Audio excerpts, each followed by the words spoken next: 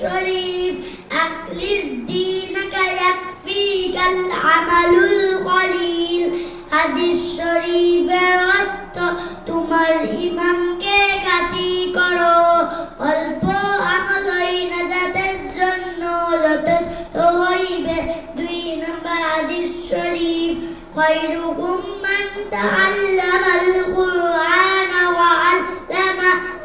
হাদিস শরীফের অর্থ তোমাদের মধ্যে সর্বোত্তম ওই ব্যক্তি যে কুরআন মাজিদ শিক্ষা করে এবং শিক্ষা দেয়। 3 নম্বর হাদিস শরীফ তলাবুল ইলমি ফারিদাতুন আলা কুল্লি মুসলিম। হাদিস শরীফের অর্থ দিলি ইলম শিক্ষা করা প্রত্যেক মুসলমানের উপর ফরজ। 4 নম্বর হাদিস শরীফ আজুরু চাতুল ঈমান।